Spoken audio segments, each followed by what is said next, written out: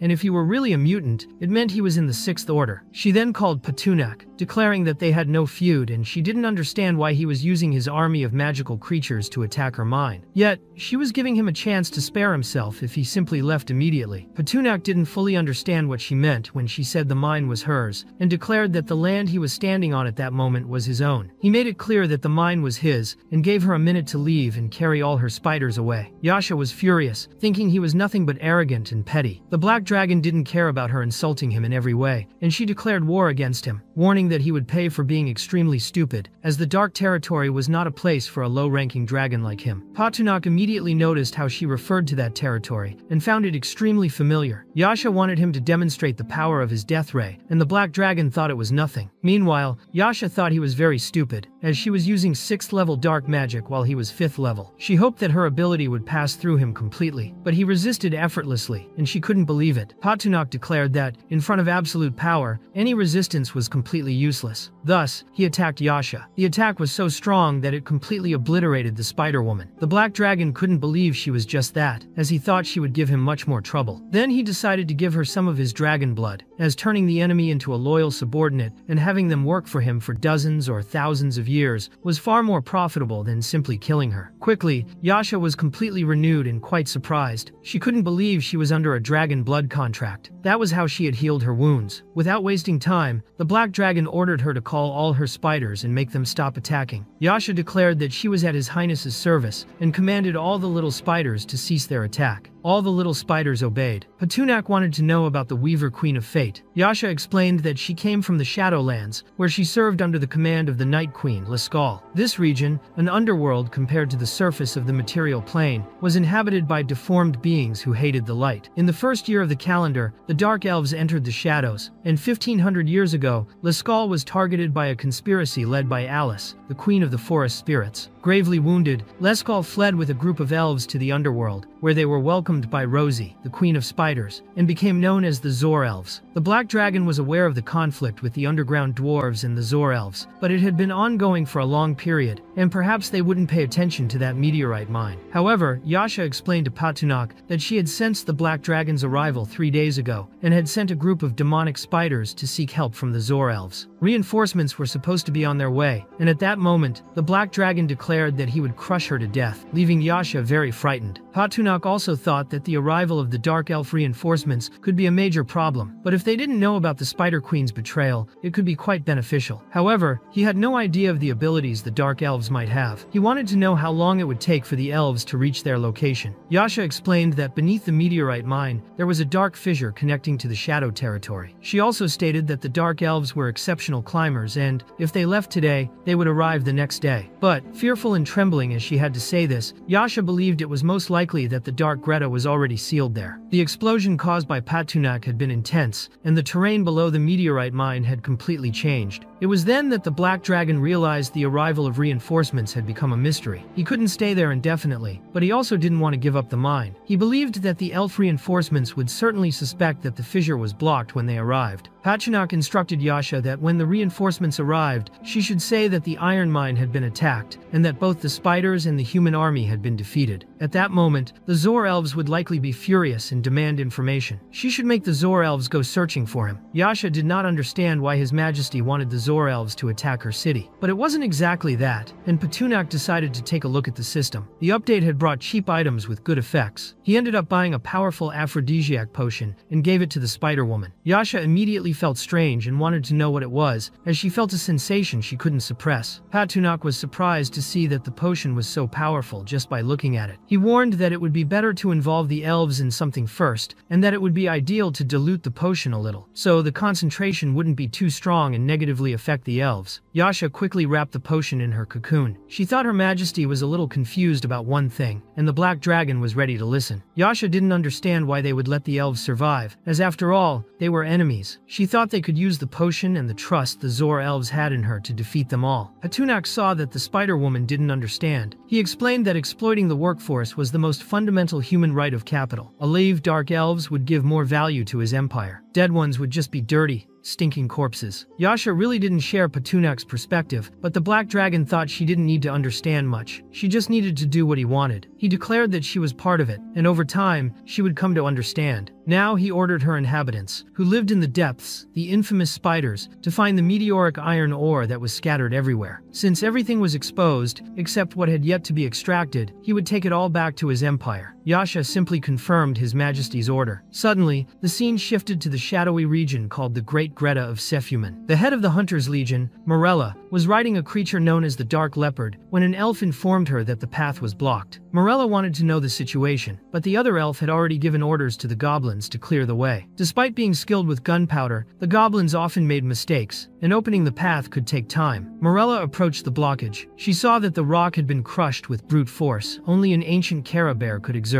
She wondered if the queen had sent them to hunt. She wanted to know how long the goblins would take to finish the job. The goblins, visibly worried, explained to Morella that it would take 3 days to clear the path, as the area was completely blocked. The rock formations were strangely compressed together, making opening the path very difficult. Morella thought the goblins should speed up the process as much as possible, because if she didn't see the path clear in 3 days, she swore they would become food for her dark leopard. This frightened the goblins, and they promised to do their utmost to complete the task. The scene suddenly shifted to Pachunak, who was giving orders to the spiders to carry all the ore. He threatened the spiders, saying that if they didn't do the job correctly, they would end up as good protein. Pachunak had brought 2,000 spiders from the crypt. It was perfect for the job, and he thought they would be very profitable, as they ate far less than a horse. If it weren't for the fact that most of the deep spiders under the command of the Weaver Queen were nearly extinct, he would have needed at least double the number of spiders he currently had. Meanwhile, a group of wolves noticed all the activity. Pike, one of the ice wolves, ordered everyone to stay hidden at all times. He observed that the Black Dragon, now an emperor, was taking control of the meteoric iron. He thought dragon blood and rare mines would make his leader very happy. The scene shifted to the Ogyral Empire, where the king had a few people around him and wanted to know what King Anlius was up to. The king of Ogyral, named Hoffman, lost his patience, grabbing his sword, thinking the people in front of him were a bunch of losers. He was very angry that the men sent hadn't found Freya, and now the mine off Anlius's coast had been lost. He didn't want a handful of failures by his side. As he was about to strike down those people with his sword, a female knight blocked the attack. The knight's name was Cray. The king wanted her out of the way, but Cray wanted His Majesty to know that the loss of the mining area was due to the negligence of the local defending forces. She explained that the ministers had only coordinated the transportation of the mines centrally, and that killing those people for that reason would achieve nothing. Hoffman didn't understand where she was going with this, and didn't care whether the people would be fine or not. He noticed Cray was getting stronger, like a true sword saint of Ogyral, and wondered if one day he would have to test the edge of her blade. Quickly, the knight knelt before her king, declaring she had crossed the line. Despite the great princess being missing and the rare mine lost, she declared she was willing to personally go to Andalus to investigate the situation. If Hoffman allowed it, she planned to assassinate the monarch of Andalus and bring the princess back. If unexpected complications arose, she trusted she could withdraw safely. She wanted to know from His Majesty what steps should be taken next. King Hoffman shared Cray's thoughts, but didn't think it was a good idea for a swordswoman to enter unknown territory. He explained that King Anlius did not know of her existence, so he granted her the status of a duke's daughter to travel to Andalus. This would help conceal her power and go unnoticed. It would also allow her easier access access to the palace. Obviously, the knight agreed completely. King Hoffman declared that she would go there to bring back his daughter and the head of King Anlius. The scene shifted to the city of Andalus, where a soldier informed the people that His Majesty was returning triumphantly and that everyone should make way. The Black Dragon felt very satisfied seeing people venerate him as he rode effortlessly over the poor spiders, who could barely bear his weight. He was even surprised that reinforcements had already arrived. In the end, he realized that exploiting the workforce fairly could generate even greater profits, turning him into a sudden Elon Musk. Looking at the system, he began to think that the Supreme Will was very efficient, and even believed the system should learn from it, understanding what it means to be fair and efficient. Suddenly, Patunak came across a palace and was shocked, for it was the same one he had devoured earlier. During the time he had been away, some parts had already been rebuilt. Now it was 10 times larger than the old palace, and obviously much better that way. He ordered the spiders carrying him to head to the palace. Observing the sight, Patunak thought things were indeed looking good. He saw an empty space and believed he could place a statue of a black dragon there, with its head held high, showcasing the full grandeur of His Majesty to the people, for he was a very proud dragon. He reached an area with a pool and became excited, wanting to make a statue of Anna, showing how much he adored her. While observing the entire construction, he noticed a girl cleaning on the other side. She immediately realized that the black dragon was nearby, was completely shocked to see that he was a monster, and ended up falling. During the fall, she screamed for help, and Patunak quickly caught her in midair. He asked her to be more careful, and the maid, dazzled, thanked him for saving her. Patunak made it clear that the fact she was alive and generating more value was already his greatest reward. The maid was grateful, unable to believe that even after giving up her career as a craftswoman, something she considered the lowest possible, His Majesty had recognized her true worth. Now she was willing to work every night to finish the sculptures on the support pillar. Patunak liked that, but reminded her she should balance herself well during work to avoid accidents, and also needed to rest, as working more than 15 hours a day would affect her health. Soon after, he left, while two men observed from a distance. The hooded man, seen earlier, was named Daraban, and the other was Kim Dale. He looked in the direction the black dragon was heading, and commented that he wasn't as ruthless as Daraban had imagined, but Daraban believed it was all just an appearance. He couldn't believe that a creature capable of replacing the original river could be a good person. Kim Dale, however, didn't care whether the black dragon was good or bad. For him, what mattered was that Patunak might be the only one capable of saving Aya. He believed that the hatred for magical creatures was only Daraban's and had nothing to do with him. He just wanted Aya to survive. Daraban thought that, if things continued this way, the young man would end up dead. Suddenly, Kim Dale called the black dragon. Patunak immediately warned him that if it wasn't important, he would be punished for his behavior. The man quickly knelt, trembling, and explained that he was there to ask for help and would pay any price. Patunak wanted to know what it was about, but made it clear he did not get involved with family vengeance, kidnapped fiancés, or broken engagements. The man briefly explained that one of his companions suffered from a serious illness and needed treatment. He only wanted the black dragon to take a look and was willing to do anything. Patunak replied that there was a health center in the kingdom and that he could take his companion there. But Kim Dale clarified that he had already done so, and the priest said she had a kind of red plague and nothing could be done. Patunak was surprised to hear that. More than 800 years had passed since the dragons appeared and influenced human dynasties and other beings. Back then, kings were puppets in the dragon's claws, and the five-colored dragons manipulated the royal family. However, humans did not accept being dragon toys. Some kings made a difference,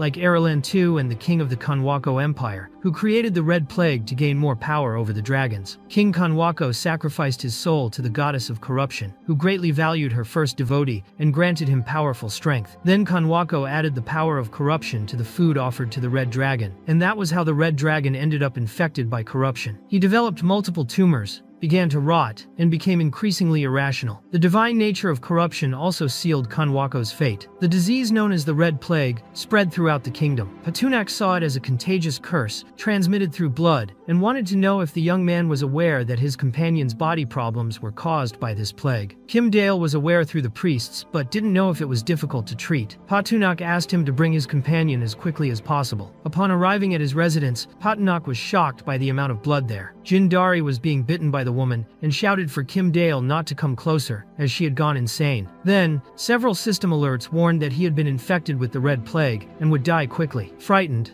Not expecting it to be so contagious, he realized he had little time left and bought a health potion for 5,000 system points. He suffered from the cost but avoided a tragic death. Kim Dale was shocked by how much blood a human could lose, while Jin Dari accused him of being even more suspicious than Aya herself, thinking he was a spy. Kim Dale immediately left to meet with Patunak. He thought that by going to His Majesty to report the demon spies in the city, he would not only eliminate the enemies but also ensure Aya's treatment. Upon meeting the Black Dragon, he reported having found a demon spy, someone with so much blood it seemed like an endless source. Patunak had no idea what a demon spy was. The scene shifted to him going with Anna to the place where Jin Dari was. The poor Jin Dari was being bitten as if he were barbecue meat. Anna saw that the girl had become corrupted. Patunak wanted to know if Anna could purify the girl's negative state. Although not very confident, she decided to try. She quickly cast an advanced purification spell, producing the silhouette of a unicorn that invaded the girl's body. She began screaming, and Anna explained that the cleansing process was underway. The purification was so powerful that it made the person feel as if they were being roasted in the sundae. In the end, Patunak felt some pity for Kim Dale. The girl, who screamed non-stop, finally seemed to return to normal. Without wasting time, Anna cast a healing spell on her. Sometime later, the girl was lying on the ground, still weak. Anna informed the Black Dragon that she was healed but needed to rest. She believed the girl would wake up during the night. Kim Dale, unable to believe what he was seeing, quickly handed a bag to Anna, saying it contained a pearl necklace. It was a gift intended for the Empress, but since she had saved Aya, he thought it fair to give it to her. Anna was surprised to hear that, and explained that she herself was the Empress in question. Kim Dale was completely shocked to discover that. What confused him most was the fact that she was an elf. Jin Dari approached and asked him to stay quiet before the situation worsened. Ignoring Jin Dari, Kim Dale asked whose voice that was. When he realized it was Jin Dari himself, he accused him of being the demon spy. Jin Dari, confused, didn't understand the accusation. Kim Dale insisted that he was a demon because he bled excessively and had suddenly come back to life. To him, only demons could do that. After much confusion, the group tried to explain to Kim Dale that Jin Dari wasn't exactly immortal, but had a special resurrection ability, albeit limited. The Black Dragon said they shouldn't worry, as all of them were part of his kingdom. Kim Dale was happy with the kindness in Patunak's heart, but the joy was short-lived. Patunak revealed that in the Black Dragon Empire, high-level spells were expensive, and since this one had been cast by the Empress, the cost would be even higher. He would multiply the value by 1,000. Kim Dale's eyes widened, but he still didn't know how much he had to pay. Patunak demanded 100,000 gold lions. Kim Dale told His Majesty that he didn't have that much money. Patunak knew this and accepted 10,000 years of labor from Kim Dale until he could pay it all. The problem was that Kim Dale was only mortal and couldn't live that long. Patunak clarified that there was the possibility of resurrecting the dead, and if Kim Dale died, he would be resurrected until he paid everything. Kim Dale began to cry in despair, realizing he had eternal labor ahead. The scene shifted to a tavern in the small village, where Daraban, hooded, sat at one of the tables. Aya approached him, asking what he would like to drink. He was surprised to see that she was healed, but it was nothing more than a delusion. It was a woman who was not Aya, speaking to him. Daraban quickly apologized to the lady for mistaking her for someone else. Then the scene shifted to the middle of the night, and he walked outside. An old man on the street was praying and offering some boar heads to an ancient deity. Daraban thought it was extremely ridiculous, and that these people were just wasting their time. Suddenly, he saw a wolf and wondered if it was the god the villagers were worshipping. The wolf approached the old man who was praying. Then, Daraban decides to approach and ends up stepping on a branch, attracting the attention of the creature that had changed color. Startled, it flees. The old man immediately wanted to know who was there, as the ceremony had been completely disrupted. Daraban plays the victim and introduces himself as an adventurer passing by, who heard a ritual sound and got curious. So he came to take a look, quickly apologizing for the disturbance. The old man thinks Daraban made a serious mistake by interfering with a festival, but at the same time understands that he is young and states that they will investigate the ritual disruption. However, he clarifies that Daraban had scared the sacred beast of the sacrifice and would have to take responsibility. There, Daraban sees that the sacred beast of the ritual was a rank 1 wolf and questions the old man about what he could do to make amends for the mistake he had made. The old man could not help but notice that Daraban was a warrior and says that the sacred beasts loved the juicy fire rabbit, but the villagers could not get one. If he really wanted to make amends, he could find a fire rabbit and bring it to them. Daraban finds the task very simple and accepts the request. The scene shifts to Daraban bringing not just 1, but 2 fire rabbits, and now that they had a new sacrifice, the ritual could begin again. The old man starts his prayer again, the sacred beast appears and takes one of the rabbits. Daraban notices that on the creature's back there was an emblem of a god, and, doubtful, wonders if that wolf was truly a divine servant. He asks the old man if his wish would come true. The elder has no doubt, as serving the gods had brought herbs that cured all the villagers' ailments. He shows Daraban one of these herbs, which healed all the sick, and that is why they believed in the existence of the gods. Daraban is not sure if the herb the old man is holding might be poisonous, but he wants to know if anyone among the villagers is sick, as, besides being a warrior, he knows how to heal. The old man, however, thinks Daraban cannot cure this disease, but since he is interested, decides to take him to see the sick person. The scene shifts to the inside of a hut. The old man asks Daraban not to panic, no matter what he sees, and just understand that the herb can cure the disease. Daraban is immediately hit by the strong smell of blood. He sees a man lying in bed with a huge tumor, and the old man explains that he is the only hunter in the village and has been in that condition for a long time. Daraban is shocked to see that the hunter shows the same symptoms as Aya, and wants to know from the elder what is really happening. The old man explains that the man is suffering from a form of necrosis, but they have been asking the gods for medicine and, in this way, have been able to heal him. While crushing the herb and collecting its liquid in a pot, he asks Daraban to light the fire, which he does, still wondering if the medicine would really work. The elder admits that at first he did not believe it, but when they started giving the herbs to the patients, they recovered. Daraban then offers to help with the preparation, but the old man says it is unnecessary. The elder pours the medicine over the man's body, and Daraban is surprised, thinking the medicine was for ingestion, not to be poured on the skin. The warrior immediately feels intense pain from the liquid, but the elder says this is a sign that the medicine is working, and that he will see the hunter gradually recover. Still, Daraban cannot help noticing that the place is infested with flies. He then explains to the elder that his sister suffers from a very similar disease, and he is looking for a way to save her. Therefore, he wants to know if he could receive some of those herbs to try to help her, promising to pay whatever is necessary. The elder, however, believes he cannot help this time, as the herbs were given by the sacred beast, and he fears that the gods would become angry with the villagers. Still, he says he believes Daraban could become a devotee of the gods and obtain the herbs that way. Daraban thinks carefully, but is determined to do this for his sister, and asks the elder to show him what he must do to become a devotee. The elder then invites him to follow him. The scene shifts to the hall of the underground Dark King, where Sallust explains to Anna that, at the beginning of the world, there were only two humans, Adam and Eve, who one day entered the garden of the god of light and stole an apple. Anna is fascinated by the story and wants to know what happened next, but Sallust realizes what she is doing, telling the story of the forbidden fruit to Anna, who is just a girl. So, she explains that she will tell the rest later, as she does not think it appropriate for someone so young. Anna, however, replies that she is already over 200 years old, and then realizes she must be around 300, as elves live so long that they only know their approximate age, not the exact number. Sallust is surprised because Anna seems so small that she almost forgets she is an elf. In the end, Anna is as old as Sallust's great-grandmother, so she decides to continue the story. She explains that in the garden of the god of light, there was a golden apple tree, and in that place lived a black dragon. Anna is surprised and wants to know if that dragon was like Petunak, and Sallust confirms, but asks Anna to listen carefully to the story. Anna feels slightly guilty for interrupting, and Sallust continues the tale. The Lord of Light told Adam and Eve that they should not eat the fruit of the golden apple tree, but Eve was under the spell of the black dragon, who tried to deceive her and influence her mind in every way to make her commit the mistake, swearing that if she ate the golden apple, she would have the same powers as the god of light. Thus, Adam and Eve could not resist temptation and ate the golden apples. From that moment, they began to feel shame for being covered only with fig leaves, and then they played in the garden until the twilight of the gods. Anna is very surprised to learn that the black dragon in this story was the villain, as he led Eve and Adam into error. Sallust confirms this and warns that Anna should be careful, as these dragons are the embodiment of desire. However, Anna wants to know if Adam and Eve were punished. Sallust explains that they were expelled from the garden, ended up in the material plane, and lost the gift of eternal life. The god of light also punished Eve and all human women, making them feel pain during childbirth. Anna thinks her master need not worry, as she knows very powerful sacred healing techniques, and when Sallust goes into labor, she could be called. Sallust, however, makes it clear that this is not the point, and wants to know what the elf girl has learned from the story. Anna answers that, first, one should not trust the compulsions of others, nor eat forbidden fruits. Sallust sees that Anna is a good student. At that moment, Petunak calls Anna to take a bath, and she flies off to meet the black dragon, while Sallust laments, thinking nothing was learned, as it was precisely because of the temptation of the two that that everything was destroyed. The scene shifts to the small village, where the elder was calling upon the deities, offering sacrifices, and thanking the sacred beasts for their generosity. With hands full of blood, Daraban watches as the elder asks the deity to have mercy on each lost sheep, and be willing to accept them generously. Daraban has a mushroom in his hands that seems to bleed, and after the prayer, the elder asks him to eat it, assuring him not to worry, as it tastes like a sweet and sour apple. Daraban, willing to do anything to save Aya, eats the mushroom. Then, the scene shifts to the capital of Andalus. Daraban has returned after 3 days, and wants to know how Aya is. He really does not want to depend on demons,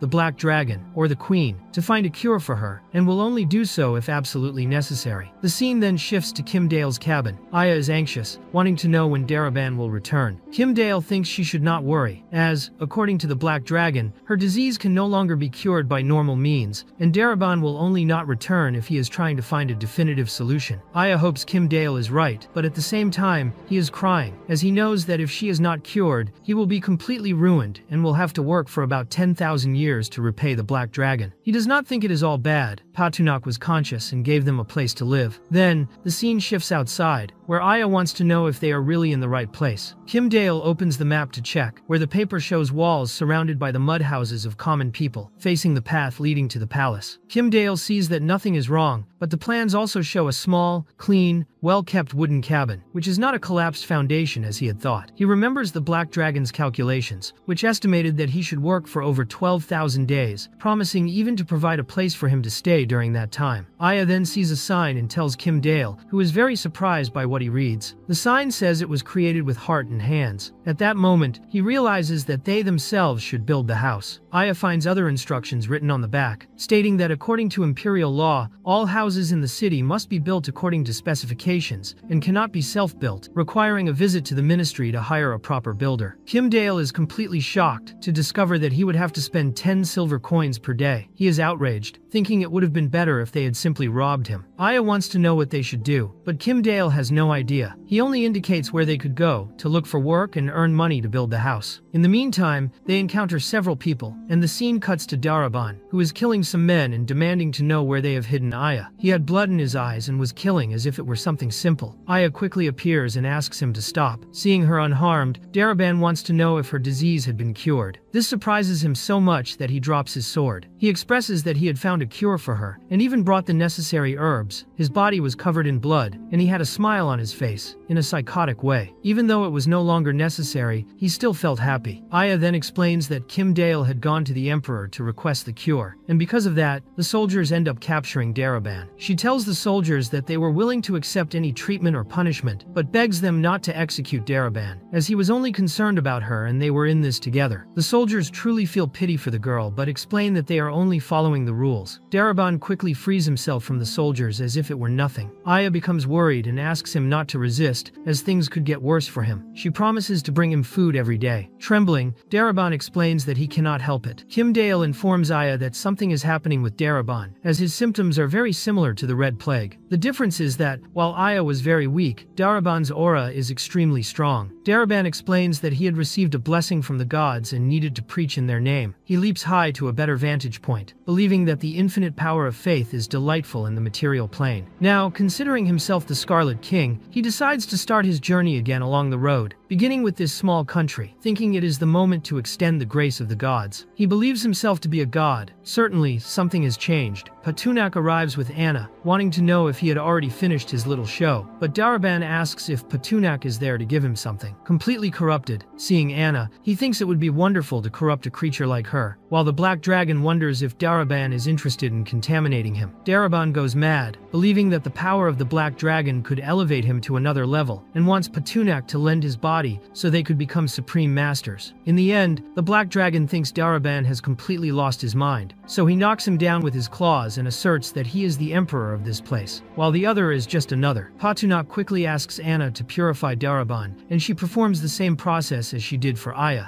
A unicorn charges at Daraban, who becomes scared, not understanding what is happening. Seeing Anna, he is confronted by the holy flame of the Tribunal of Light, which says that she cannot recruit elves as candidates for saints, and that the king would remember remember this. Daraban ends up falling to the ground, and the black dragon believes he is completely out of control, while Daraban tries to understand if this is some kind of ancient enchantment. Irritated, he wants to understand how they dare curse a king, swearing that the black dragon will sink into decay and darkness. Patunak, however, does not care about these words. They go in one ear and out the other. Anna asks if Daraban's life is in danger, but Patunak explains that he will not die. It is only a manifestation of his will. However, the enhanced version of the purification with Anna's 2 powers probably did not please him, and he would remain in that pain for a long time. Then the people celebrate because, thanks to the Emperor, they truly feel protected and wish long life to the Black Dragon. Aya approaches Daraban, very worried, wanting to know if he had died, and begins to blame herself for what happened. But Daraban shows that he is alive. The Black Dragon is surprised that he returned so quickly, but Daraban no longer remembers anything, becoming frightened upon seeing a black dragon and trying to understand what is happening, until he realizes he is alive. Patunak informs that Daraban had been under the spell of an evil creature, ended up injuring 16 soldiers, and even climbed to the top of a tower. Despite the damage and the law violation, he received advanced purification from the Empress, which cost 200,000 gold coins. Without that amount, he would have had to serve the Black Dragon for 20,000 years. Daraban's eyes widen when he learns of the debt he acquired, just by trying to save his sister. For him, as a swordsman, it was unacceptable to work for 20,000 years, but in the end, it saved both him and Aya, so it was not entirely bad. He promises Patunak that he will pay for the trouble he caused. Patunak asks if he will pay directly, and Daraban confirms, saying he has greater ambitions than standing guard in a castle until death. Patunak asks when he plans to pay the 200,000, and Daraban says he can settle everything within a year. Patunak considers himself a kind emperor, so he made a contract to ensure that Daraban would really pay everything properly, without any problems. Daraban signs with his own blood, establishing the contract with the Black Dragon, who makes it clear, if he cannot pay everything in a year, he will become his servant forever. Daraban has no choice but to accept. In the end, Patunak even calculates interest on the 200,000 gold coins Daraban will pay within a year. This confuses Daraban, as there was nothing about interest in the contract. Now, he thinks the Emperor does not keep his word, but Patunak explains that he is not breaking anything. He just needs resources in some way, as there are many people in the streets. He even challenges Daraban to ask anyone if it makes sense. Daraban tries to talk to a young woman, but she gets angry, as she is only 28, and throws an egg in his face. Daraban had forgotten that women are sensitive about age. Then he tries with a man, but receives no attention because the man's grandson is about to be born, and he has to rush. Only Aya remains. Daraban finally accepts that he will have to pay interest. The scene then shifts to the way home. Daraban cannot believe that he now owes the Black Dragon over 500,000. Kim Dale thinks it could be worse, as he himself will work for the dragon for over 10,000 years, even after death, since he will be reincarnated by him. Aya truly feels guilty, believing they are in this mess because of her illness. Daraban tries to cheer her up, saying it is a small amount to pay, and with a lot of positivity, says he is willing to take on hard and profitable work starting the next day. He suggests that the two of them accompany him on this journey, and both Aya and Kim Dale agree. The scene shifts to the Palace of Andalus, where Patunak wants to know about the progress of the investigation. The soldiers explain that they explored the palace and found clues about where the evil demon was hiding, revealing that he had been summoned by the villagers through a ritual. However, the villagers disappeared. They brought evidence to Patunak several mushrooms, the same ones Daraban had ingested earlier. Hearing this, the Black Dragon believes the villagers have become corrupted. Unfortunately, he can only learn the tracking spell when he becomes an adult dragon. Suddenly, a soldier arrives, informing that Ogiral's envoy is there. The Black Dragon becomes concerned, thinking this could mean a declaration of war, but at the same time feels confident, certain that the Emperor of Ogiral does not know he is a Black Dragon, and believes the enemy is completely unprepared. He asks the soldier how many people are on the other side, but it is only one, which truly shocks him. The scene shifts to the palace path, where a long-haired woman named Creature walks with the soldier. She does not understand why the kings of Andalus carve a black dragon with the appearance of a red dragon, nor why they exaggerate the muscles of the soldier statues. The statues open, and several soldiers await her. She is surprised by the strength of the defense system, but still suspects it might just be a trick to intimidate her. She enters and feels she is being watched until she finds Patunak, shocked to see a black dragon. She wants to understand how a dragon can be in a human kingdom, and wonders if it invaded the place and became king. The soldier quickly informs her that the person has been brought, but King Anlius is is there. That is when she realizes he is still the king, and momentarily thought the dragon was the true ruler. However, she is certain that King Anlius likes the black dragon very much, even placing a statue of him in the hallway. Then, she introduces herself as a messenger from Ogiral. King Anlius asks her to state her intentions, and Creature, without much ceremony, explains that she came to negotiate on behalf of the king of Ogiral regarding the secret silver mine. King Anlius is surprised by her boldness in mentioning the mine, but Creature shows a contract signed between the two kingdoms 12 years ago, in which Andalus agreed to voluntarily give Ogiral the secret mines on the Andalus coast. In this contract, Ogiral would have the right to send troops to extract everything possible from the mine, and would also use these troops as a defensive force for the location itself. King Anlius did not understand what she was talking about, and thought it was absurd to imagine that he would have handed the mine over to another kingdom. To him, the men of Ogiral were nothing more than invaders, audacious enough to challenge his strength. But Creature clarified that, according to the contract, the mine would be returned after 100 years. King Anlius became so angry that he stood up from the throne, outraged at the idea that in 100 years the mine would already be exhausted. He almost broke royal protocol, but changed his mind upon remembering the Black Dragon's plan. Composing himself, he told Creature that he was willing to sit at the table and negotiate. The messenger found it strange how quickly the king changed his stance and noticed that he had looked at the Black Dragon, who remained motionless like a statue and even trembled. King Anlius wanted Creature to understand that he was trying to rebuild Andalus and did not want his people involved in a war over a mine. However, Ogiral needed to demonstrate sincerity. Creature then asked what class of will the king expected, since it made no sense to exchange the empire's wealth for a mine that, according to the contract, already belonged to them, with King Anlius responsible for breaking the agreement. The king emphasized that the mine was located within Andalus territory, and that Ogiral was trying to take it by force. Therefore, he believed Ogiral should pay for the mine. Otherwise, they would fight for it until the end. He was willing to make the mine an integral part of the country. Creature realized that the king was hardly willing to give up the site. She responded that Ogiral had always been an indulgent and merciful nation, and that the silver mines were indeed important to the empire. They were willing to give up 20% of production, but the king demanded 30%. He declared that this mine was the last line of defense for the Andalus Empire, and that in the end, they would need to build their own ships with their own materials. They could not simply ignore the existence of the mine. Creature wanted to confirm whether the silver would be enough, but King Anlius reassured her, explaining that they had built a large ship and would send only one per month. This ship would carry the ore, and she could inspect it as much as she wanted. Grateful for the king's generosity, Creature accepted the terms and bid him farewell. In the end, she kept looking at the Black Dragon, finding it very strange that it was a statue so lifelike. She even felt oppressed. She touched the dragon, feeling the scales cold as the ground. It didn't seem alive, and she was certain it was a statue, again doubting herself for thinking it looked like a living black dragon. Hatunak noticed that Creature was touching it, and immediately thought of the Bible. Suddenly, Selena appeared and scolded Creature, thinking the king of Ogiral had not taught her to touch other people's things. Creature immediately wanted to know who the sorceress was, judging by her behavior. Selena introduced herself as the first guardian sorceress of the Andalus Empire, the most prominent in the entire empire, under the sacred reign of the Dragon King. Hatunak heard this and could not believe what he was hearing. Creature quickly apologized, and Selena understood her side, saying it was very common. Creature explained that the statue seemed so powerful and realistic that she could not help touching it, and she apologized for that. Selena clarified that they had spent a lot of money on that statue, and was certain that Creature's small country had never seen anything so impressive. She thought the Ogiral messenger was already supposed to leave. Creature departed, unaware that King Anlius had used so much precious metal to make a useless dragon sculpture, thinking he knew little beyond wasting money. Suddenly, he began radiating his energy. In the end, it was beneficial for them. His appearance completely changed, revealing himself as Kree. Creature was merely a disguise. Kree believed that one day this country would become part of the sacred sword domain. He mounted his horse, as the next step was to find Princess Freya. Selena warned that everything was already done. Shyvana and Anna were relieved. Patunak's legs were trembling from standing so long. Anna thought Selena had done excellently, but the Black Dragon considered her the main risk of everything going wrong. The king informed His Majesty that everything was done, and as he had already seen, the people of Ogiral had no idea what they were plotting. Their pride would drag them to hell. However, the Black Dragon pierced King Anlius's forehead with his claw, warning the king and Facade that he had nearly ruined everything, and even revealed the true name of King Anlius, Teddy Otto. Otto was terrified and begged for forgiveness, explaining that he had lost his mind for a moment and was trying to show he did not want to oppose His Majesty's plans. He also believed that with their current combat power and magical creatures, they could annihilate the Ogiral Empire without problems. He did not understand why Patunak was acting with such calm and caution, but the Black Dragon did did all this because it was very difficult for a great dragon to fly over Ojiral without alerting the entire country. It would be impossible to take the city that way. Any wrong step could draw unnecessary attention. He needed to devise a plan to infiltrate Ojiral undetected. He told Otto that from that moment on, they would send artisans to build a large ship with a compartment big enough to carry 2 of the Black Dragon himself. Pachunak would give King Otto a month to complete this. Otto was worried, as building a huge ship was not so complicated, but the real problem would be moving the ship, not to mention transporting so much secret silver ore. Pachunak made it clear that the propulsion system was not Otto's concern, as he would handle it himself. Quickly, the king stood up and informed the Black Dragon that he would carry out the order immediately. In the end, Pachunak thought the plan was not foolproof. The entrance to the secret silver mine in the royal city of Ojiral would certainly be subject to strict inspections. Even if they buried themselves under the mine, there was a chance of being discovered, which would be a terrible problem. Seeing a woman trapped in a cage, he remembered that the dark dungeons included a princess from the Ojiral Empire. The scene shifted to the Adventurers Guild, where the receptionist welcomed the Black Dragon's Adventurers Guild. Cray was there and wanted to understand why the Black Dragon was so prominent everywhere. She asked the receptionist why things worked that way there. The receptionist explained that the emperor of their country was a Black Dragon. Completely surprised, Cray reacted, and the receptionist assumed she was an outsider and did not know what was happening in the kingdom. She explained that the Black Dragon Emperor had transformed the entire city, with clean streets, public baths, true organization, and a stable government. She also showed a dragon figure, a figurine anyone could buy at the Royal Bazaar, as a contribution to the city. Cray realized at that moment that King Anlius was ridiculous for calling himself the Black Dragon Emperor. In the end, he had made people worship the dragon itself, which was surreal for her. She explained to the receptionist that she was not interested in Black Dragon figurines. She only wanted to know if there was a mission publication she could undertake. The receptionist wanted to know what kind of mission she sought, as many adventurers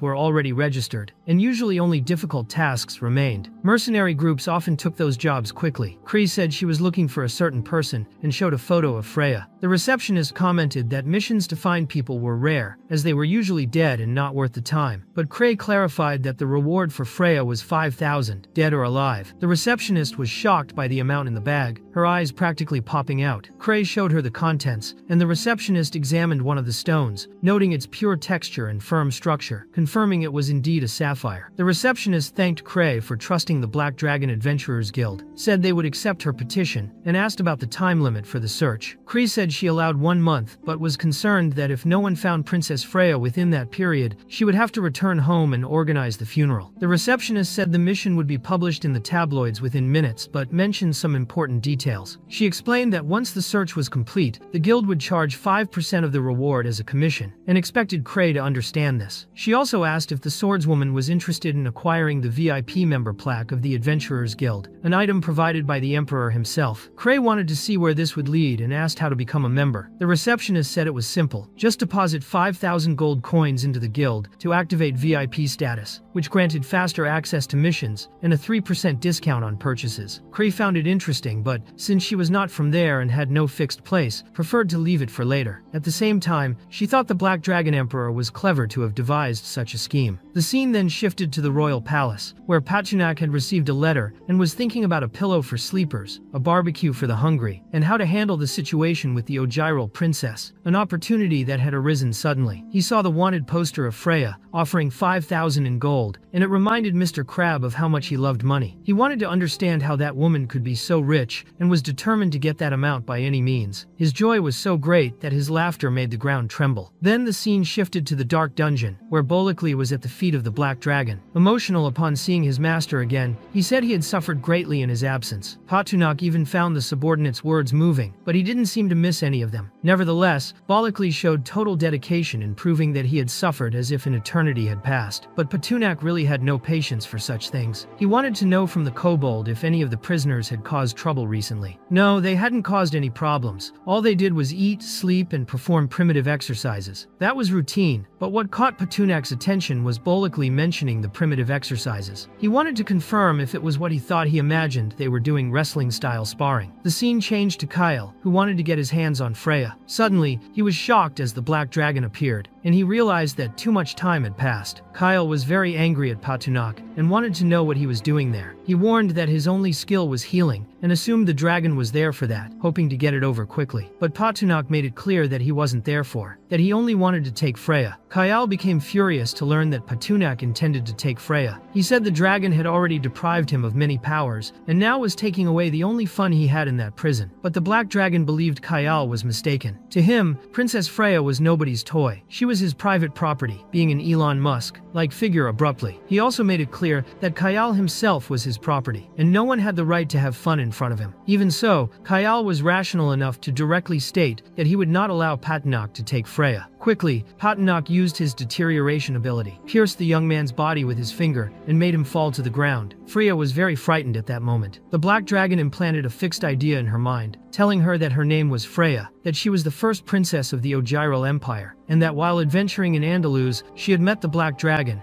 and fallen in love with him for his power and greatness. That was why she had volunteered to be his servant. He informed her that in a month, she would travel to the city of Ojiral on a giant Andalus cargo ship and would be responsible for inspections during the journey to ensure the ship reached the port of Seraphin. She quickly knelt before the black dragon. He asked her to stand and explained that the Ojala messenger he knew as creature was looking for her. He didn't yet know it was a disguise, saying someone specific would find her by chance and that she should leave her designated quarters only when taken directly to the ship. Freya merely listened and declared herself in service to Patunak. Then he took the princess of Ojiral away. Kyle became desperate, calling her angrily, smiling as he thought she wouldn't leave him behind. But Freya didn't miss the chance to step on him, making it clear that she was Freya, the eldest princess of the Ogiral Empire, an adopted sorceress, and would not allow him to call her by name. She struck one of Kyle's most sensitive areas, causing him so much pain that his eyes nearly popped out. Patunak did not like her behavior, thinking that something recently insignificant had become corrupted. He considered her completely unbalanced and decided to confirm whether her memory had really been manipulated. He asked who she was now. The princess asserted with conviction that she was the princess of Ojiral and the most loyal servant of the Black Dragon. He still had some doubts, but believed she was indeed under his control. He then asked Bolikli to take her to room 312 of the Imperial Boulevard and ensure she didn't do anything crazy along the way. He also ordered him to summon Jin Dari. The scene shifted to the palace above ground, where Patunak felt comfortable with the elf girl massaging his horns. Suddenly, Jin Dari appeared to hear what His Majesty had to say. The Black Dragon gave him a mission, explaining that he should go to the Adventurers Guild to find the Princess of Ojiral. Soon, he would find Princess Freya in room 312 of the Imperial Boulevard. He explained to Jin Dari that the mission reward was 5,000 gold coins, and that it depended solely on him to bring back the amount. Jin Dari assured His Majesty he would complete the mission and bring all the money. The scene shifted to the Black Dragon's Adventurers Guild, where Cray was completely shocked to hear the news that they had found the princess. Not even 2 hours had passed since the mission was posted. The receptionist explained that a knight had accepted the mission and was waiting for Cray at number 312 of the Imperial Boulevard. Meanwhile, Jin Dari was very angry, as an hour had passed and Cree still hadn't arrived. He hated people who weren't punctual. Finally, he saw Cree and assumed she was the one he was supposed to find. He was surprised at how petite she was, wondered if she was his client, and made it clear he had completed the mission, informing that the princess was inside the house. Cree thanked Jin Dari for handling the mission, and said she would pay him fully, also stating that if he needed help when going to Ojiral, he could contact her at any time. Cray was very happy to see the princess. Freya imagined how difficult it must have been for the knight, while Cray thought the princess must have suffered greatly as well. Both decided to return to Ojiral as soon as possible. They placed Freya in a carriage, and Cray informed her that she had already released carrier pigeons. When the carriage reached the port, the warships would be waiting on the coast. They departed while Patunak observed everything from afar. The scene shifted to the Black Dragon's Adventurers Guild, where the receptionist handed the fees to Jin Dari. But it wasn't 5,000 gold coins, it was 4,750. He couldn't understand the difference of 250 coins. The receptionist explained that this amount was deducted for management expenses. Jin Dari was shocked, believing the commission was paid by the client. She clarified that this was the rule of the Black Dragon Adventurers Union. Without wasting time, she began discussing the possibility of him becoming a member, but Jin Dari ran off,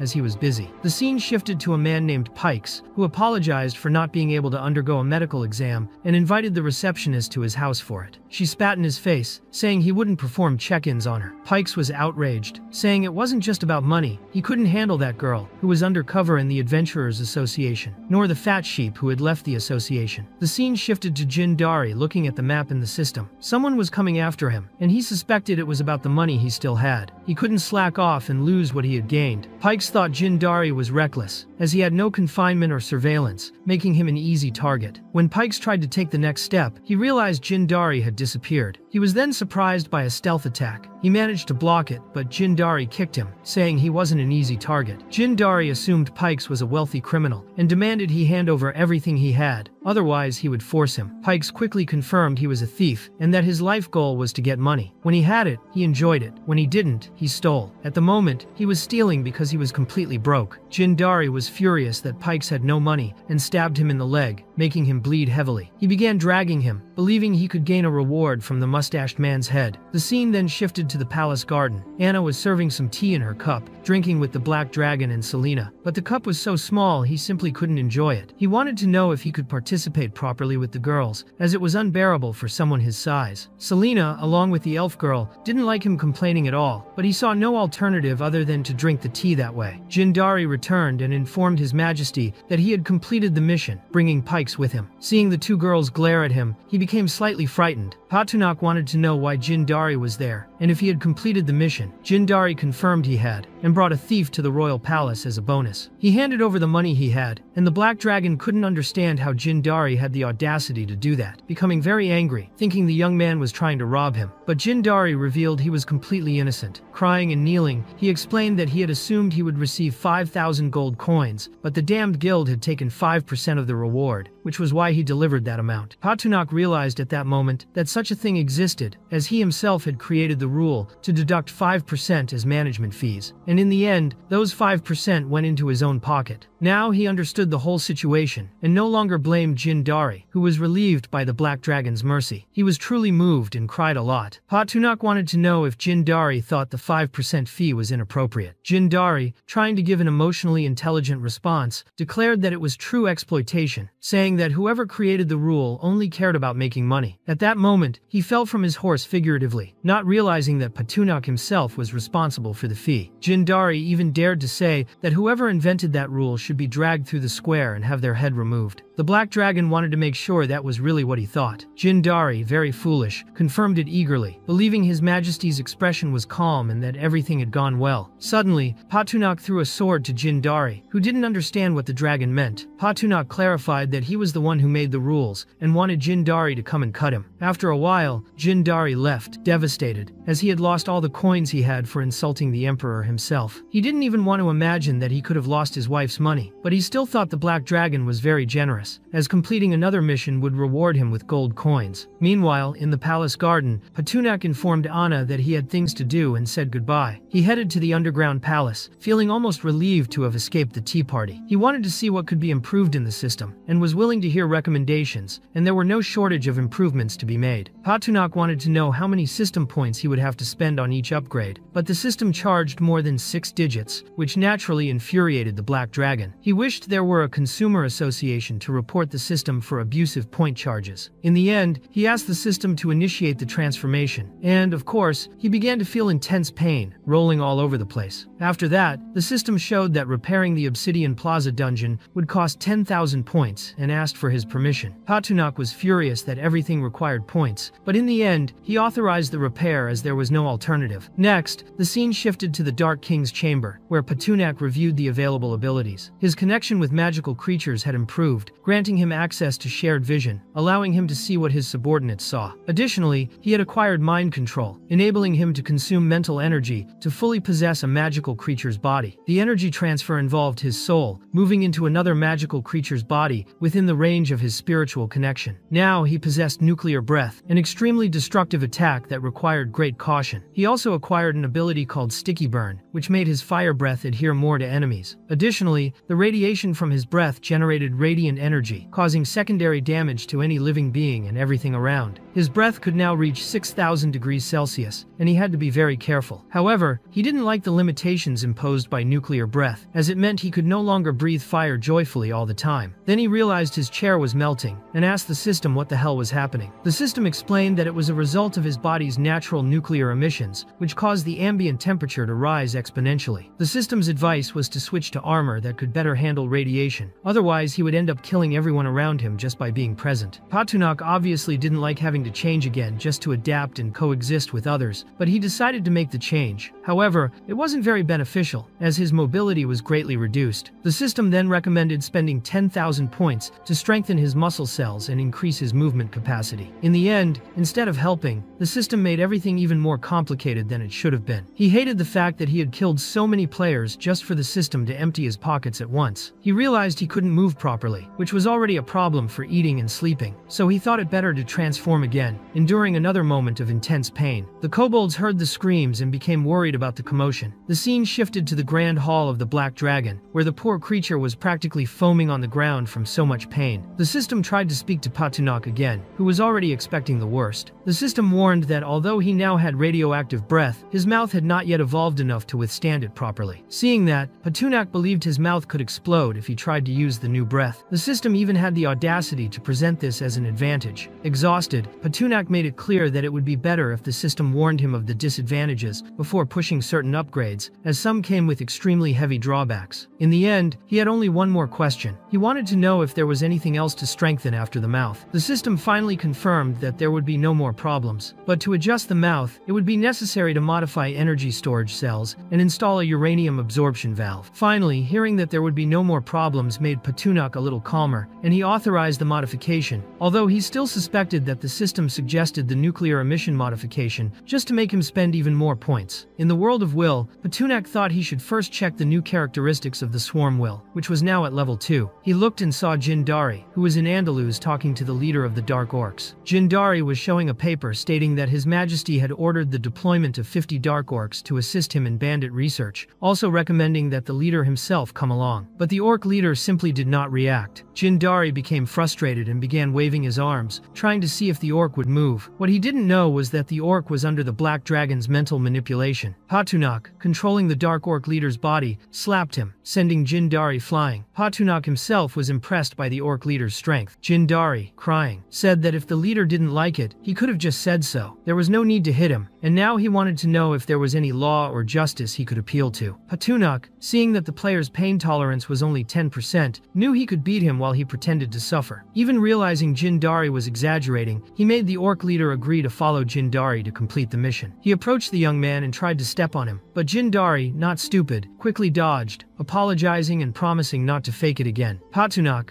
still in the Orc's body, took the paper from his hand, while Jindari explained that His Majesty had appointed him responsible for the mission. The Orc leader asked if the human had a problem with that, but Jindari didn't dare to oppose him. Even so, he was furious, and, when returning from the mission, planned to complain to the Emperor about the Orc. The leader ordered Jindari to take the pots and pans, as he would be responsible for the group's food. The young man didn't like being the cook at all, and again, the Orc asked if there was a problem with that, pointing the axe at him. Jindari once more stepped back, realizing that maintaining a good relationship with the much stronger creature was essential. They departed, with Jindari carrying a backpack full of kitchen utensils, irritated, thinking the Dark Orc leader was arrogant and would try to sabotage him at the end of the mission. The scene shifted outside the city, where several orcs marched behind the leader. Patunak, still controlling the leader's body, couldn't help but notice how extremely flexible the body was. He even tested a few axe swings, and Jindari, seeing this, thought the orc had suddenly gone insane. He also noticed that it seemed like the behavior of a traveler who had just gained their own body. Patunak confirmed that the orc's body had impressive muscle strength, but wanted to know how long they would keep walking. Jindari, a bit awkward, explained they were going to the city of White Bones, which would take 3 days on foot. This surprised Patunak, who decided to use the dragon language in that body, finding it remarkable. Although he could pronounce the words, he noticed that the vocal cords of that species were different, and the tones of the language came out distorted. Still, he insisted on speaking in the dragon tongue. Suddenly, the ground began to shake. Jindari was terrified, and immediately after, giant spiders appeared. The orc leader instructed everyone to mount. Jindari trembled with fear just watching. Patunak, irritated, wanted to understand what was happening with the human. Jindari, completely nervous, explained that he was terrified of spiders. As expected, Patunak, being cruel, commanded the spider to launch a web that wrapped Jindari like a mummy and carried him away, increasing his terror even more. Suddenly, the scene shifts to the outskirts of Whitebone City. A man named Coriel was stretching, anticipating another intense day. He was the leader of a gang of thieves called Greywind, One of his henchmen was dragging a chained girl carrying a plate of food. She didn't look happy at all. The henchman told the boss that it was mealtime, but the girl was walking too slowly. He pulled the chain and warned that if she kept hesitating, the boss might turn her into sausage. Frightened, she balanced the tray on her head and begged the boss to eat. At that moment, the henchman asked Coriel where they should go to make money. He mentioned hearing about a new group of refugees near the city of Bangor and wanted the boss's opinion. Coriel knew the brothers were complaining about the lack of food, so he decided to gather supplies for these people and resolved that they should head to Bangor. Then, he told the blonde girl, who was treated as a slave, that she hadn't made a good meal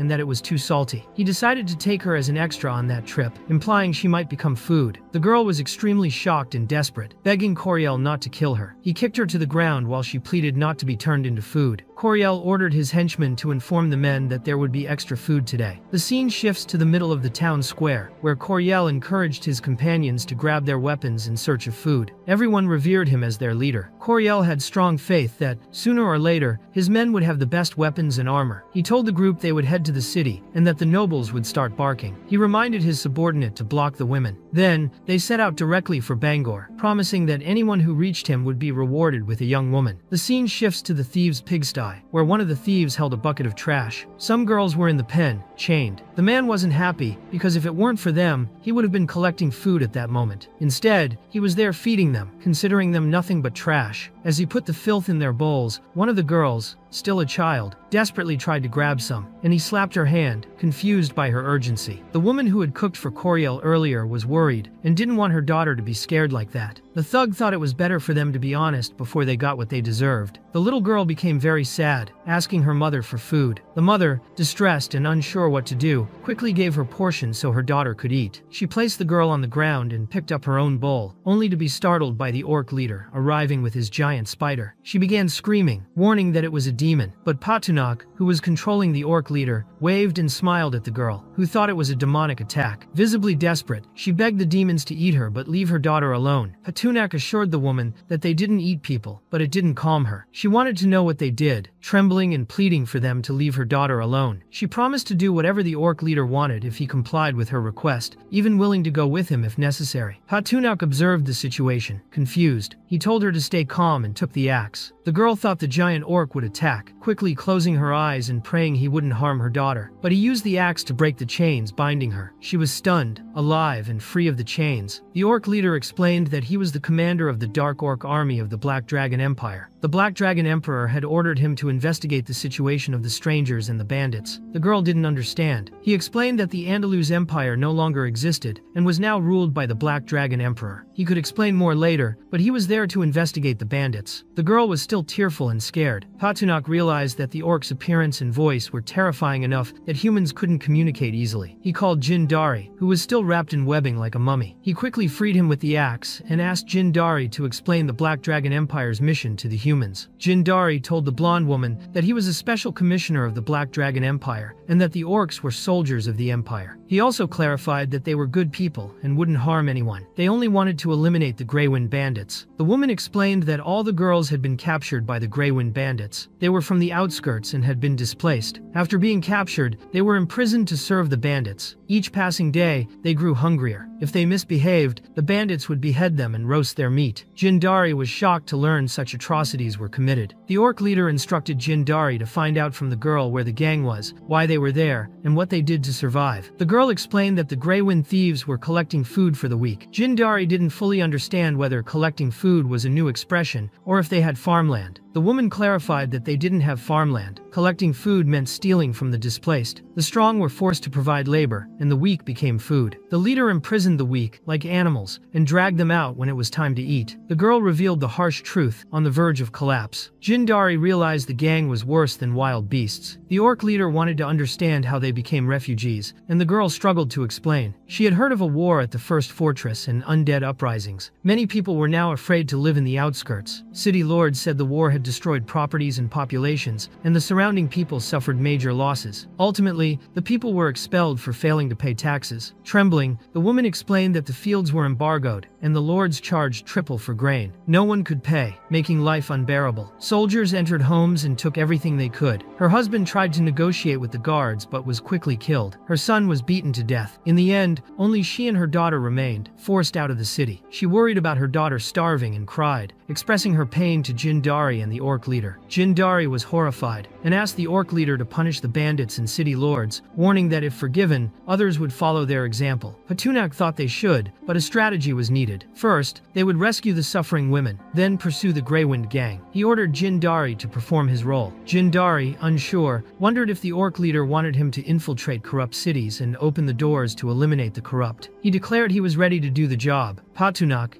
in the orc's body, grabbed the pots and ordered Jindari to cook a proper meal for the starving, weakened women. The army was also hungry, so there was much to do. Jindari pledged to use his skills fully but was irritated, as he was an RPG player and couldn't understand why he was in such a situation. Human rights were far from consideration. The orc leader informed that His Majesty was producing high-quality equipment. While cooking seemed trivial, it was crucial for the army. Jindari pretended to agree and eagerly went to prepare a good meal for everyone. Patunak found Jindari insignificant and lacked patience. One orc soldier encountered a bald man, terrified and begging the orc leader to let him go, claiming he was just a refugee. The women insisted he was a gang henchman. Desperate, he begged them not to expose him, but one kicked him in the face, proving he withheld food from them. Patunak, controlling the orc leader, ordered the man burned, which they did. Jindari arrived with a roasted chicken, excited, only to see the orc leader roasting the man, shocked and wondering if they would actually eat him. The orc leader demanded the bald man reveal the gang leader's identity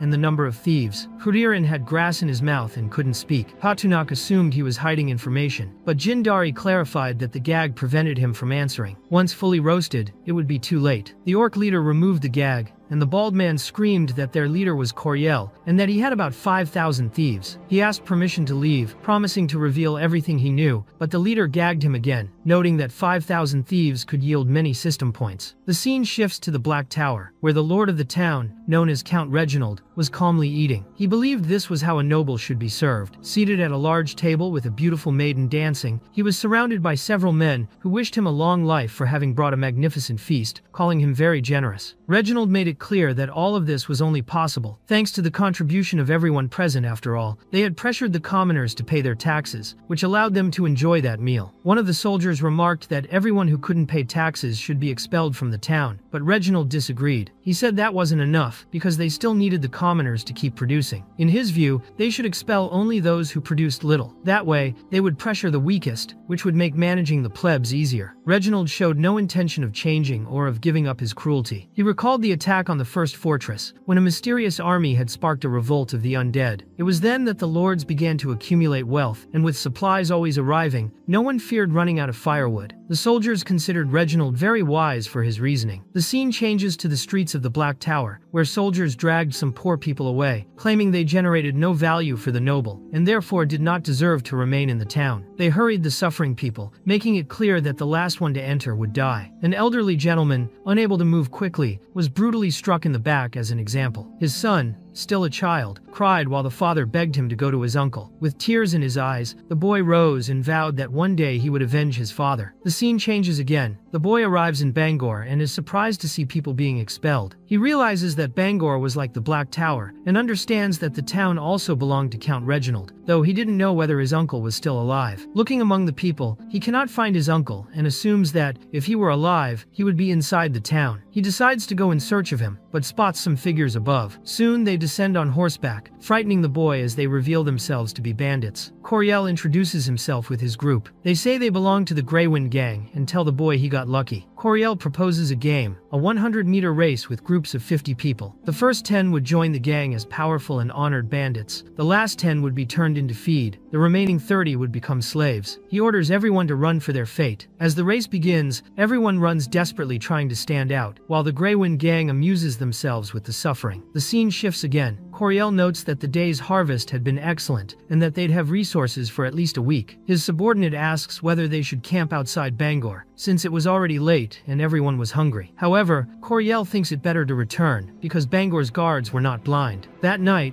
while riding, Coriel smells a strong scent of roasting meat. Not understanding the source of the aroma, he decides to investigate. He had returned to the place where he and his gang used to stay. He found the smell of roasting very strange and quickly sent someone to check on the women. One of the henchmen then reported that they had escaped. Before he could react, the henchman was surprised by the orc leader, who appeared behind him and cleaved him in two with his axe, as if he were a loaf of bread. The thieves immediately began to shout that there were monsters around. Coriel disliked the shouting and wanted everyone to calm down the way he had taught. Seeing one of his men flee, he attacked him with his sword, outraged at the idiocy of more than 5,000 strong men running from a few orcs. One of the thieves, ugly as Chucky, agreed with the boss and encouraged the others to fight. Thus, they stopped fleeing and charged at the orcs, determined to show what the Grey Wind gang was capable of. However, Patunak, controlling the orc leader, knew that dealing with the bandits would not be easy. He preferred to end it quickly before any gap appeared. He leapt with a force that made the ground tremble and cut down several thieves with ease, demonstrating the orcs' power. He then tried to strike Coriel, who managed to defend himself with a shield, but Patunak was brutal and ripped the head off his horse, causing Coriel to fall, stunned. The gang leader ordered his men to stop the orc, but Patunak couldn't understand how those guys could do anything against him. They looked more like a swarm of cockroaches. After toppling several at once, he wanted to confirm whether Coriel was really the one causing trouble at the Empire's gates. The system confirmed the gang leader's identity, while Coriel warned the orc not to come any closer. Without hesitation, the orc leader announced that Coriel's time had come and split him in two, as if he were salami. The stunned henchmen watched their boss's body fall to the ground. Patunak then searched the bandits' clothes for anything of value but found nothing, and wondered if Coriel was really that poor, especially considering there was only one cart with newly captured refugees. Curious, Patunak approached and saw that a boy's hand was glowing. He wanted to know if the boy knew how to shoot. Seeing the boy's fear, the orc leader said there was no reason for hostility. He introduced himself, explaining that his mission was to eliminate the Grey Wind bandits, and that he was there as a liberator. The strange part was the boy suddenly changing the tone of his skin. Patunak told Jindari that it was time to return to his role, which in that case was to cook. Jindari, seeing that there were hundreds of people there, thought feeding everyone would be a huge expense and doubted whether it was worth spending so many points. The orc leader noticed his concern and explained that the Black Dragon Emperor cared deeply about people and would not want to hear that someone had died of hunger. Clever as he was, Patunak, still controlling the orc leader, improvised when he heard that the Emperor would reward those who performed well in the mission with elevated status. This excited Jindari, who saw everything like a true RPG. He wanted to be promoted by His Majesty, but the leader warned that that would depend on his performance. Jindari thought it over. He would have to spend points, but he saw the opportunity as perhaps the only and potentially rewarding one. Then Jindari explained to the orc leader that he had dreamed of being a hunter since childhood and was now fighting for his dream. The orc leader sent good vibes so that he might achieve it. It was then revealed that Jindari had actually deceived the orcs before, but now things seemed inevitable. He hadn't cooked anything previously. What he had done was buy food with his own system points, which explained the nice chicken he had brought for everyone to eat. He bought a large amount of food and didn't know how he would carry it all alone, besides fearing he would arouse suspicion if he showed that he was the one who had prepared everything. So he preferred to go back to the orc leader and tell him he had found an abandoned bakery outside the town, where all kinds of edible goods were still available. Patunak didn't know whether to believe this story, but he decided to play along and suggested it might be a gift from the god of abundance, who had taken pity on the homeless and sent delicious food for them. He then ordered Jindari to show the soldiers where the food was, because they would take it to the needy people. Patunak,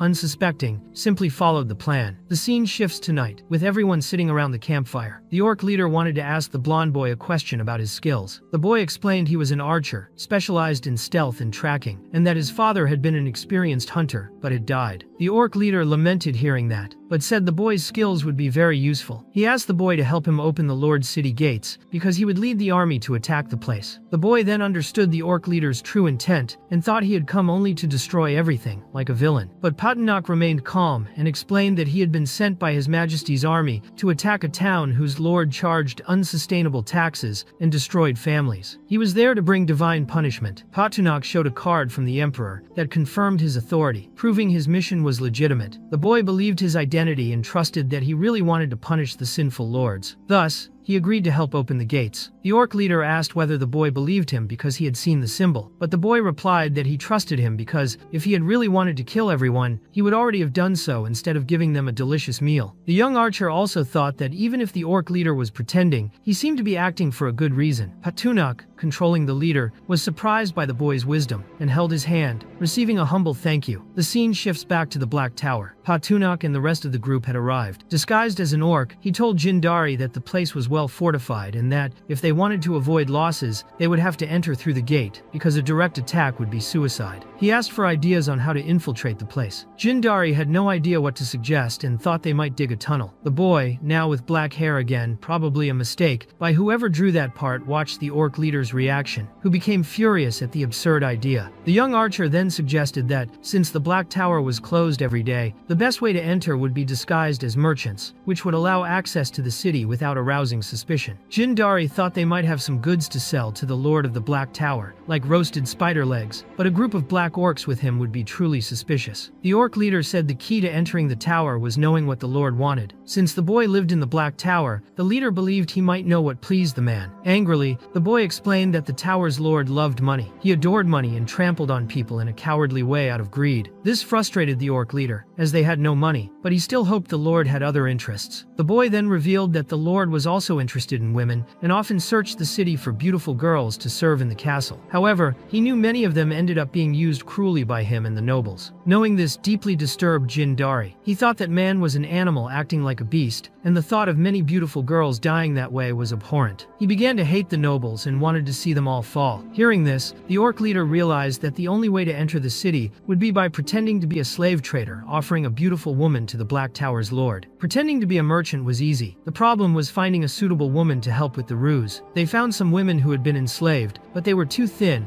and thus considered unattractive. In the Black Dragon's view, beauty had nothing to do with thinness. The boy agreed they could use this plan, but he also didn't know of any suitable women. However, looking at Jindari, he began to think he seemed like someone who had lived a luxurious life since childhood, hadn't been exposed to much sun, and had good skin. If he wore a dress and a wig, perhaps he could pass as a beautiful woman. The boy then informed the orc leader that, even without a woman among them, they could create one. Patunok didn't immediately understand what he meant until he began looking at Jindari with a mischievous expression, the same one the boy wore. Jindari was completely confused. When the situation was explained to him, he immediately refused, saying that it absolutely could not happen. Patunok, always shrewd, wanted to know if Jindari was serious and said he might have to report this attitude to the Black Dragon Emperor. As it seemed, Jindari's desire to serve the Empire was not greater than his own ego. Jindari felt embarrassed, tried to explain, and declared that he was willing to sacrifice his honor for the great Black Dragon Empire. He asked the orc leader never to doubt his loyalty. Thus, he accepted to carry out this damn task. The scene abruptly changes to Jindari, completely transformed. He really looked like a woman, even surpassing a real one. He was embarrassed by the fixed gazes of the boy and the orc leader, and asked both to stop staring. Both had fallen under the siren's charm. The boy remarked that the role suited Jindari perfectly, showing a somewhat exotic taste in romantic interests. Jindari, already yielding, admitted that he also believed it and, in his thoughts, felt that as a queen, his confidence shone. Patunok observed carefully, thinking the appearance was good, but still felt something was missing. He asked them to wait a moment, grabbed 2 watermelons, and returned, explaining that Jindari just needed to place them in the right spot and everything would be fine. Jindari thought the fruits were too large for a human body, which made sense, but Patunok, being a black dragon, perceived dimensions very differently. Using magic, the orc leader positioned the fruits where he thought appropriate. He explained that people liked what was big, and the bigger, the better. This sounded strange, and he even asked if the boy agreed. Embarrassed, Jindari nodded. Then the leader asked if the boy knew how to ride a horse, and the boy replied that he had not only learned to hunt with his father, but also knew how to ride a horse very well. He mounted the horse, while Patunok wished him good news and a safe journey. The boy tried to reassure him, saying the gates would be open in less than half an hour. The scene shifts to the gates of the Black Tower, where Captain Paul and his subordinate were informed of a carriage's arrival. They had no idea who it was, as the tower was forbidden to everyone. Disguised, the boy introduced himself as a slave trader, claiming he had brought a beautiful woman to offer to the lord of the tower. He declared that the woman was a true Patel and expected a good price for her. Paul asked where he came from, and the boy replied from the city of Bangor. Paul then ordered the carriage open to inspect the woman, but the boy tried to evade it, saying it was not a good idea, as the woman should be offered directly to the Lord, who might get angry if he saw her face at the gate. Paul lost patience and threatened to order the archers to attack if he did not obey. With no alternative, the boy opened the carriage, revealing Jindari disguised as a woman. The guards were stunned by such beauty, completely captivated by this astonishing woman. Smiling broadly, they found her simply phenomenal. Seeing the mustached man trying to make a good deal, Paul ordered the gates opened. The boy looked at Jindari and realized there would be no time for the dark orcs to enter through that space, so they would need another way. He asked Jindari to draw attention, as he himself would open the gates. Jindari, unsure of what exactly to do, decided that since he was dressed that way, he needed to finish the job quickly. He then shouted for help, claiming he was about to give birth. Paul and his subordinate were perplexed, unable to believe what they were hearing from the carriage. The subordinate thought they should go down to check. It was at that moment the boy found the opening he wanted. He leapt and landed atop the wall. Nobody understood what that traitor was doing. Paul shouted for him to be caught, but before anyone could react, the boy used his sword to quickly knock down 2 soldiers. Revealing his true identity to Paul, the boy, hand on the lever, showed that the captain had arrived too late. Paul panicked as he saw him opening the gates, while the orc leader realized the gates were open and summoned his army to enter. The boy locked the lever with one of his swords, preventing the doors from closing for a while, and fled. Paul swore he would end the boy's life. Trying to free the lever, he attacked with his sword, which broke in half. Paul fell to the ground, feeling his dignity crushed along with the impact. Worried that the Lord might discover the gates had been opened, he feared for his own life. The only way to close them would be to climb to the top and cut the rope holding the stone mechanism. Desperate, he began climbing, complaining about the craftsman for not building a ladder. Still, he was willing to risk his life to fix it. Upon reaching the top, he prepared to cut the rope, but was struck by a spear and dropped his sword. He realized monsters were approaching the city. The subordinates began organizing to protect the Black Tower. One of the guards noticed that they were real demons and ran to sound the horn to alert the Lord. The orc leader saw this and ordered the sentinels eliminated before they could warn anyone. The orc army hurled their spears with precision, killing the soldiers before they could sound the horns. Even so, other guards arrived to defend the tower. The orcs began the confrontation. One soldier spotted Jindari in the chaos, not understanding what he was doing there, thinking he was a ghost. Desperate, he tried to defend himself, but Jindari knocked him out with a watermelon. He silently thanked himself for having such an effective weapon at that moment. The scene shifts to the interior of the Black Tower, inside Count Reginald's residence. Lying among beautiful women, he was called by name while the narrator commented that the artist must have been drunk again, as he changed Reginald's appearance once more. Reginald awoke, startled, saying he had already warned never to be woken up that way. The women tried to calm him. A hesitant subordinate informed him that the city was being attacked by demons. There was a breach in the walls, and the soldiers were unable to contain the orcs. Reginald was shocked by the news but tried to remain calm. He reassured the women, saying the soldiers had only made a slip by letting some enemies in. He believed it would be easy to defeat the creatures. He ordered everyone back to bed and tried to sleep a little more. Soon he went to the center of the room, where several soldiers were, demanding to understand what was happening. The soldiers trembled as they explained that the walls had already been breached by a horde of orcs, and that many of their comrades were dead. They revealed that they could not stop the invaders, and that the orcs had already entered the city. Reginald could not believe what was happening. He did not expect orcs to be trampling the lands of Andalus and wanted to know how many were there. The soldiers estimated around 40, each 3 meters tall, wielding enormous axes and 2 tusks protruding from their mouths. Reginald recognized those tusks as the trademark of the Imperial infantry, but did not understand how they had arrived there or why. Still, he believed those orcs could not be strong enough to defeat his soldiers. He ordered his sword brought, wanting to see who dared attack the Black Tower. To him, the orc army was nothing but dogs and chickens, so he encouraged his soldiers to go along with him. Outside the tower, Reginald realized that a few orcs had already caused immense damage. Even so, he advanced against them. Patunak saw through the system that Reginald was level 29, 3rd order, and not as weak as he had imagined. He did not expect to encounter the lord of the city so soon, but without ceremony, blocked the attack with his axe. Meanwhile, in the dungeon, the black dragon snored heavily, and Anna worried whether he was cold or something. The blow was serious. Reginald's sword was so powerful that it destabilized the will link of the swarm that Patunak controlled. Reginald made it clear that the orc leader should not underestimate the heir of House Kurtuva, but Patunak,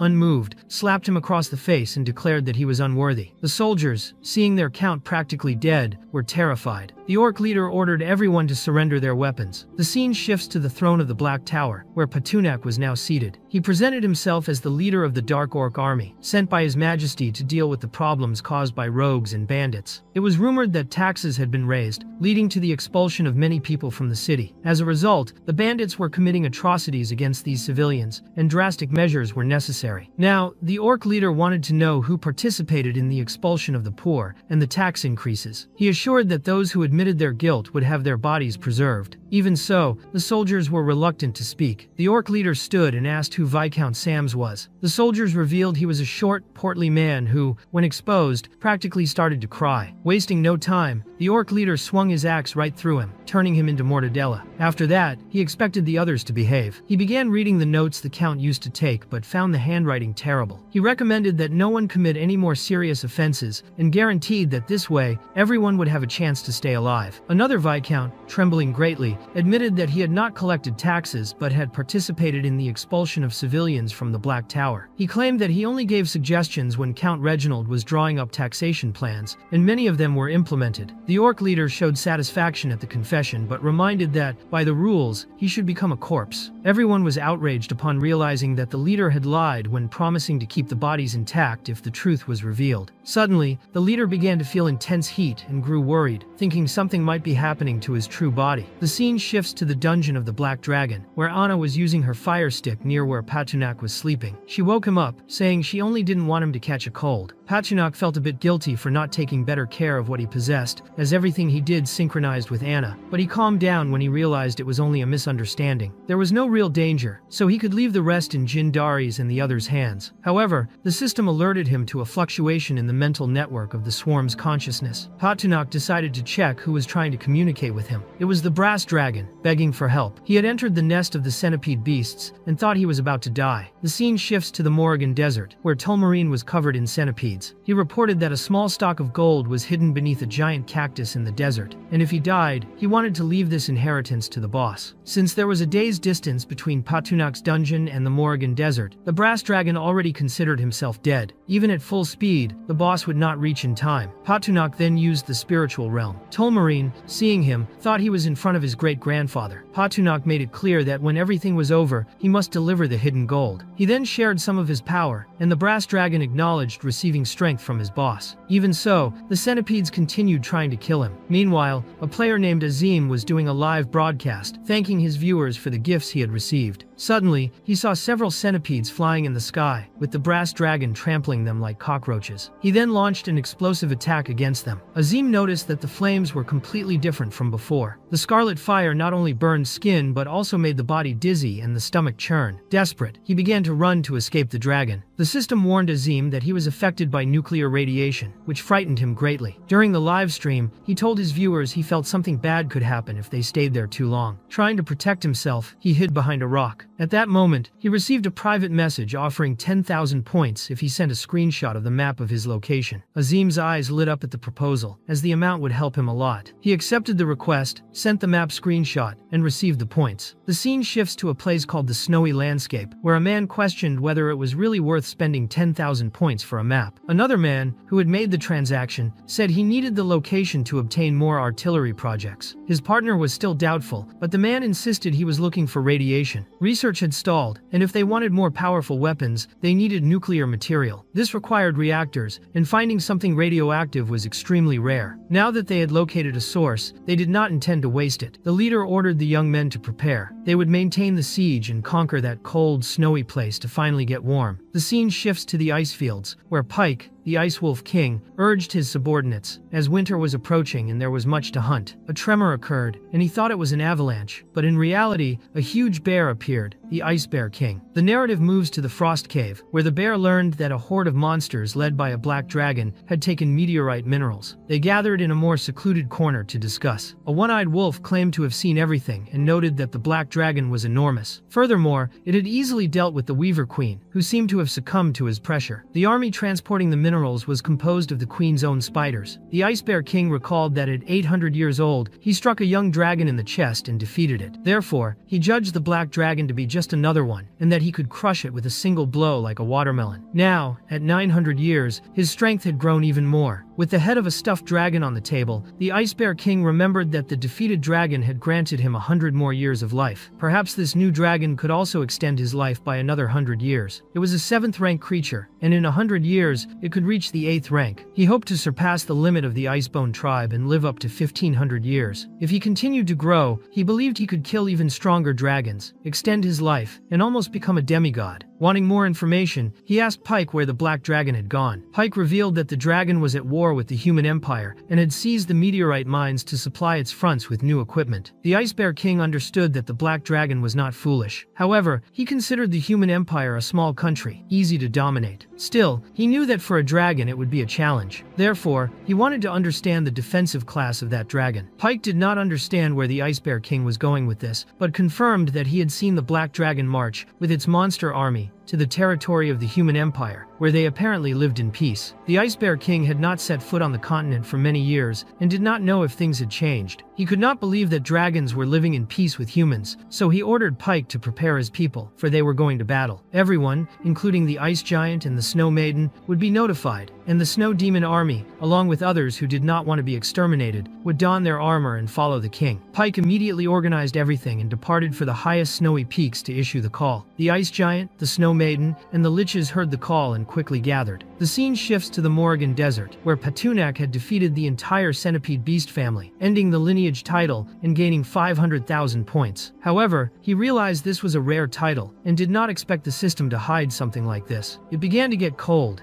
and he sneezed. Patunak noticed it was snowing, a sign that winter was approaching. The scene shifts to the underground palace, where the Black Dragon, sitting comfortably in his armchair, reflected on the arrival of winter and the need to stock food. He called Balakli to check the supplies, while Shivana was tasked with gathering magical creatures and procuring provisions. If the winter was harsh, food would be the first problem. Anna, sitting atop the dragon's head, asked how his body was. Patunak was startled, wondering what was wrong. Suddenly, he began to roar and felt a brutal hunger without understanding the reason. He soon realized he might be about to advance, perhaps as a consequence of defeating the centipede monsters. Anna was worried, but he tried to calm her, saying it was just hunger, the worst he had ever felt since birth, and that perhaps it was because he had finally become an adult. According to dragon inheritance, adulthood was an important milestone. An adult dragon could procreate, awaken magical resistance, increase magical power, and also enhance muscular strength and physical size. Anna then asked Shivana to prepare something for him to eat. While waiting silently in the armchair, a few kobolds arrived with an enormous boar. The Black Dragon wasted no time and devoured everything, leaving only the bones. He indicated that it wasn't enough and asked for more. Bolikli ordered the other kobolds to bring additional boars. Despite their fear, since the first one had been enormous, they obeyed. Patunak was so hungry that he became sad, and Anna tried to console him. Once again, he asked her not to worry. He said he was merely following the natural path of dragons, and that this was not something unique to him. He roared again, and seeing himself losing control, he commanded that the queen be protected. But Anna, even without knowing how long he would remain asleep, assured that she would take care of the empire. Quickly, Patunak fell asleep. The scene shifts to half a month later, still in the palace of Andalus. Subordinates arrived, bringing a message for Anna. However, the brass dragon also appeared urgently and wanted to speak first. A dispute arose among the subordinates over who would address the queen, leaving Anna impatient, wishing they would just stop arguing. After restoring order in the room, the queen asked Bolikli to speak first. The kobold explained that Princess Freya of Ojiril was ready and wanted to know when the plans would begin. Anna, glancing at Patunak, noted that there was no need to rush, as His Majesty had not yet awakened. If waiting any longer was impossible, she suggested temporarily sending a batch of silver minerals secretly, or sending the brass dragon in place of Patunak. Tulmarine did not like the idea and appeared visibly frightened. Hana informed the queen that several southern countries on the continent had recently been invaded by a mysterious force, and wanted to know if precautions should be taken. Anna reflected for a moment and concluded that any suspicious human gatherings should be reported immediately to the capital. She also ordered that the borders be reinforced even further. A soldier soon arrived with a new problem. A blizzard was destroying the crops of many civilians. Regions such as the domain of the Gale and the domain of Mountain Bone had also been affected. In some areas, houses were completely buried by the snowstorm, which alarmed Anna. She ordered Bolikli to send emergency aid, though she knew nothing could be rebuilt until the storm passed. Additionally, there was the matter of the potatoes. Bolikli reported that they would be fully ripe in at least a week, but was unsure if there would be enough time to help the people of the domain of the Gale and Mountain Bone until then. Anna realized they could not wait another week. The people would not survive that long in the blizzard. She began to wonder what Patunak would do if he were awake. Then she asked Bolikli what magical creatures usually did when they had no food. The kobold replied that they generally stole from weaker tribes or humans. Anna considered the proposal surprisingly practical, and now wanted to know whom they could raid. They needed to find a large supply to sustain the entire city. The scene shifts to Anna and Bolikli analyzing a map. The The only nearby countries were Ojiral and Arelon. Ojiral, being an island with few fields, probably did not have much food. Raiding the border towns of the Arelon Empire seemed the best option. She ordered Bolikli to gather his group and begin operations, but quietly. The queen did not want, under any circumstances, to draw the attention of the Arelon Empire. Finally, she sighed in relief as everyone left. She looked at the Black Dragon, wishing she knew when he would awaken, as she was already exhausted from handling the Empire's affairs alone. The scene shifts to Pike, who was showing the Ice Bear King the border of Andalus. He believed they would reach the capital in 1 or 2 days. The Ice Bear King only hoped that the Black Dragon would abandon his destiny and die obediently in his hands, showing that he was egocentric and only thought of himself. The scene shifts to a tavern, where the 2 young men were talking about the Black Dragon and when he had taken control of the city of Andalus, but they could not understand how a gigantic dragon could simply hide. They doubted how a dragon of that size could live in a city, and also found it impossible that he could be king in the palace. But there were also rumors that adult dragons could transform into humanoid figures, and perhaps the Black Dragon could blend in with the crowd, although the young man believed dragons hated staying in human form. Outside the tavern door, ice dominated everything. The scene shifts to the streets of the capital, where the Snow Maiden was attacking and freezing several people. Hana saw all the commotion and quickly ran to inform the queen that a group of magical beasts had suddenly appeared in the Silver Moon mountain range and was destroying a village, heading toward the royal city. Anna was genuinely furious. The biggest problem was that the Black Dragon was still asleep and more vulnerable than ever. She declared that everyone should protect the king at all costs, so she ordered Hana to gather all the leaders of the magical creatures and assemble their armies to prevent anyone from approaching the castle. After Hana left, Anna pleaded for the Black Dragon to wake up soon, as things were getting serious. As she was about to leave, Hatunak opened his eyes, but she did not notice. Outside, Anna could not see the kobold leader and asked Hana where he was, but Bolikli had left with his group to collect food and supplies. Thus, their combat force was reduced. Anna then explained to the magical creatures present that they could not allow any threat to enter the kingdom, and her subordinates felt encouraged to obey. Anna began to take action. Selena warned the queen that the snow monsters seemed endless